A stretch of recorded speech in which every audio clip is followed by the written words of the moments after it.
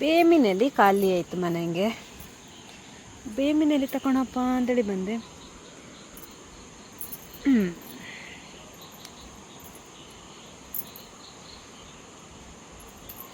ಏನೇ ಇದೆ ಬೇಮಿನಲ್ಲಿ ಒಂದು ಆಯ್ಕೆ ಬೆಳ್ಕೊಂಡಿತ್ತು. ಯಾರು ಕಣ್ಣಾಕ್ಬೇಡಿ ಅಕ್ಕ.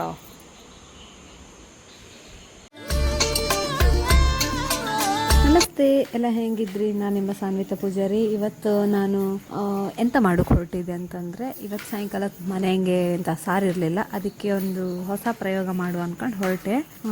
ಪಾಲಕ್ಕಿದು ಹೆಂಗೆ ಮಾಡೋದಂತ ಹೇಳಿ ನಾನು ಈ ವಿಡಿಯೋದಾಗ ನಿಮಗೆ ತೋರಿಸಿಕೊಡ್ತೆ. ಫುಲ್ ವಿಡಿಯೋ ಕಾಣಿ, ಮತ್ತು ಪಾಲಕ್ ಸಾರು ಮಾಡೋದು ಹೆಂಗೆ ಅಂತೇಳಿ ಕಲ್ತ್ಕಣಿ ಅಕ್ಕ.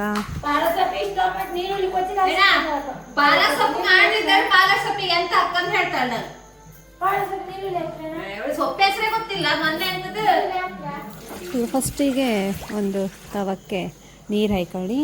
ನೀರು ಹಾಯ್ಕೊಂಡೆ ಅಂತಕ್ಕಂತಂದರೆ ಈ ಪಾಲಕ್ ಸೊಪ್ಪು ಇರುತ್ತಲ್ಲ ಅದನ್ನು ಬೇಯಿಸ್ಕೊಂಬಕ್ಕೆ. ಫಸ್ಟಿಗೆ ನಾವು ಸ್ವಲ್ಪ ಪಾಲಕ್ ಸೊಪ್ಪನ್ನು ಹೀಗೆ ನೀರಿಗೆ ಹಾಯ್ಕೊಂಡು ಕೊಯ್ಸ್ಕೊಂಡು ಬೇಯಿಸ್ಕೊಂಬ. ಬೇಯಿಸೋಕೆ ಮುಂಚೆ ಸ್ವಲ್ಪ ಉಪ್ಪು ಹಾಯ್ಕೊಳ್ಳಿ, ಅಂತಕ್ಕಂದ್ರೆ ಸ್ವಲ್ಪ ಸೊಪ್ಪಿಗೆಲ್ಲ ಉಪ್ಪು ತಾಗುತ್ತಲ್ಲ, ಒಳ್ಳೆ ಬೇಯಿಸ್ತು. ಮತ್ತು ಸ್ವಲ್ಪ ರುಚಿಗೂ ಮುಂಚೆನೇ ಸೊಪ್ಪಿಗೆಲ್ಲ ಉಪ್ಪು ತಾಗ್ದಂಗೆ ಆಗುತ್ತೆ.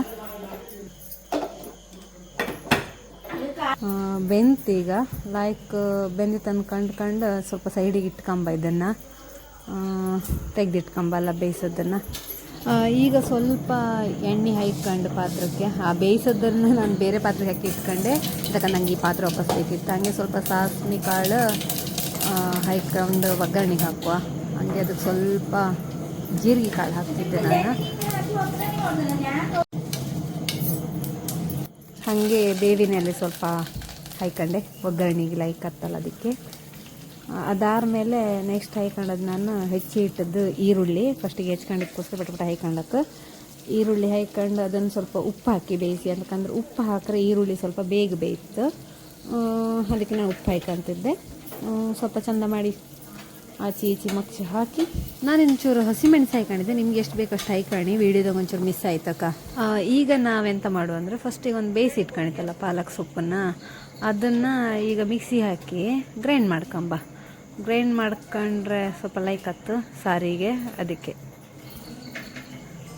ಈಗ ನಾನು ಈರುಳ್ಳಿ ಬೆಂತು, ಅದಕ್ಕೆ ಸ್ವಲ್ಪ ಟೊಮೆಟೊ ಹಾಕಂತಿದ್ದೆ. ಇಲ್ಲೂ ಹಾಗೆ ಶುಂಠಿ ಹಾಯ್ಕೊಂಡಿದ್ದೆ ಜಜ್ಜಿ, ಸ್ವಲ್ಪ ಮಿಸ್ ಆಯ್ತು ವೀಡಿಯೋ ಮಾಡು ಗಡಿಬಿಡಿ. ಹಂಗೆ ಒಂಚೂರು ನೀವು ಹಾಯ್ಕೊಂಡು ಕಂಡು ಅದಕ್ಕೆ ಚೂರು ಅರಿಶಿಣ ಮತ್ತು ಖಾರದ ಪುಡಿ ಹಾಯ್ಕೊಂತಿದ್ದೆ, ಸ್ವಲ್ಪ ರುಚಿಗೆ ಚಂದ ಬತ್ತಂಥೇಳಿ. ಇದೆಲ್ಲ ಹಾಯ್ಕೊಂಡ್ರ ಮೇಲೆ ಕಂಡ್ಕಣಿ ನಿಮ್ಗೆ ಎಷ್ಟು ಖಾರ ಬೇಕಂದೇಳಿ, ಮತ್ತು ಜಾಸ್ತಿ ಹಾಯ್ಕೊಂಬೇಡಿ. ಹಾಗೆ ಗರಬರ ಸ್ವಲ್ಪ ತಿರುಗಿಸಿ ಬೇಯಿಸಿ ಇಟ್ಕೊಂಡು, ಅದಾದಮೇಲೆ ನಾವು ಆಗಳು ಗ್ರೈಂಡ್ ಮಾಡಿ ಇಟ್ಕೊಂಡಿತ್ತಲ್ದ, ಅದನ್ನು ಈಗ ಇದಕ್ಕೆ ಹಾಕಿ ಮಿಕ್ಸ್ ಮಾಡುವ.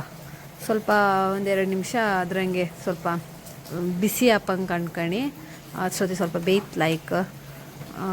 ಈಗ ನಾನು ಮಾಡ್ಕೊಂತೆ ಕಾಣಿ.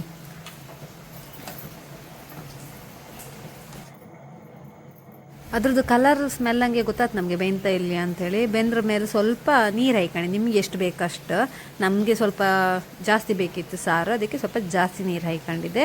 ನಿಮ್ಗೆ ಕಮ್ಮಿ ಬೇಕಂದ್ರೆ ಡ್ರೈ ಸ್ವಲ್ಪ ಮುದ್ದಿ ಬೇಕಂತಿದ್ರೆ ಸ್ವಲ್ಪ ಕಮ್ಮಿ ಹಾಯ್ಕೊಳ್ಳಿ. ಹಾಗೆ ರುಚಿಗೆ ಎಷ್ಟು ಬೇಕು ಅಂದ್ಕೊಂಡು ಉಪ್ಪು ಕಂಡು ಹಾಯ್ಕೊಳ್ಳಿ. ನಂದು ರೆಡಿ ಆತೈತಿ ಈಗ ಸಾರು ಫೈನಲ್ ಸ್ಟೆಪ್ಪಿಗೆ.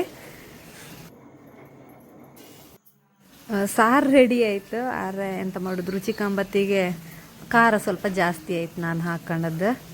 ಅದಕ್ಕೆ ಈಗ ವಾಪಸ್ ಬೆಲ್ಲ ಹಾಯ್ಕೊಂತಿದ್ದೆ, ಸ್ವಲ್ಪ ಖಾರ ಕಮ್ಮಿ ಆಯ್ಲಿ ಅಂಥೇಳಿ.